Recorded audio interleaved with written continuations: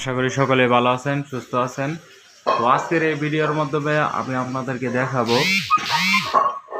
BLDC যে ceiling fan আছে এটা সর্বোচ্চ কত এম্পিয়ার নেয়, কীরকম এম্পিয়ার নেয়, আর কীরকম ব্যাকআপ দিতে পারে 9 এম্পিয়ারের ব্যাটারি থেকে অথবা 100 এম্পিয়ারের ব্যাটারি থেকে কীরকম ব্যাকআপ দিতে পারে।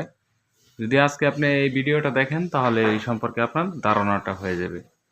তো তার জন্য আমার লাগবে একটা এম্পিয়ার মিটার, মাল্টিমিটার। তো আমি এইখানে মাল্টিমিটার ব্যবহার করতেছি।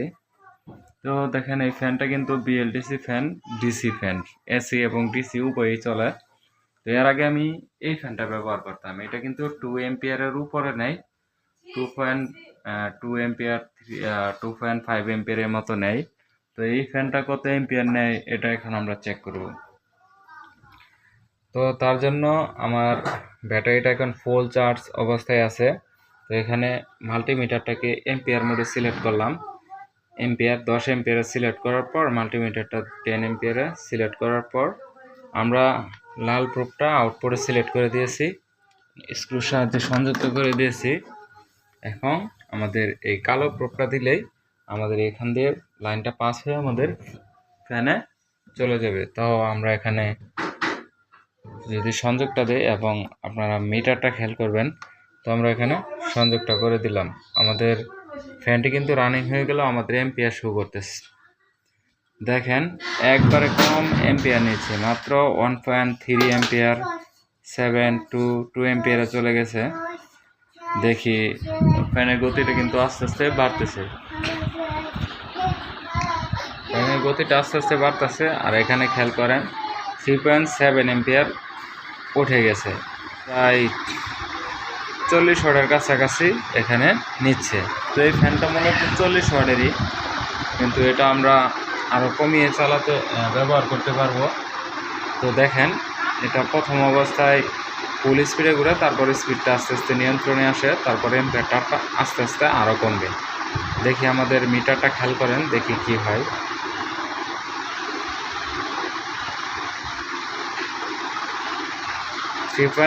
এম্পিয়ার, 3.6 এম্পিয়ার ফ্যানটা কিন্তু স্বাভাবিক গতিতে ঘুরতেছে, সাধারণ যে সিলিং ফ্যান আছে সেরকম গতিতেই ঘুরতেছে।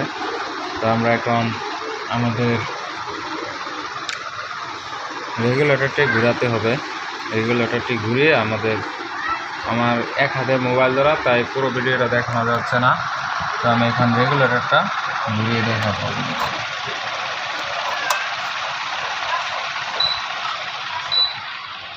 আমরা এই যে এখানে আমার রেগুলেটরটা আমরা দুইয়ে রাখলাম, একে দিলাম, দেখি এখন আমাদের কি হয়।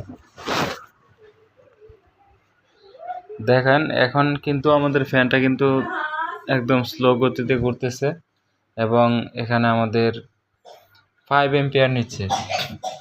এই যে এখানে আমাদের রেগুলেটর, তো আমরা এটাকে 2-এ সিলেক্ট করি।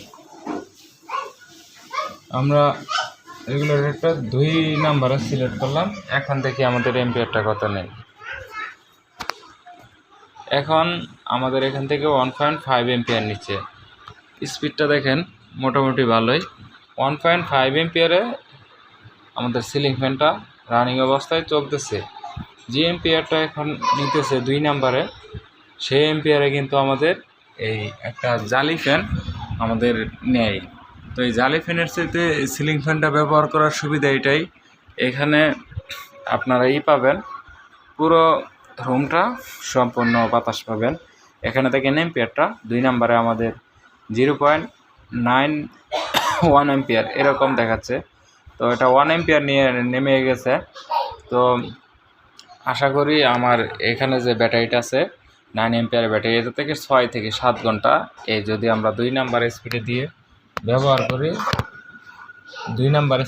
ব্যবহার করি তাহলে আশা করি এটা 6 থেকে 7 ঘন্টা চলবে। তো আজকের ভিডিওটি এই পর্যন্তই। সকলে ভালো থাকবেন, সুস্থ থাকবেন। ধন্যবাদ।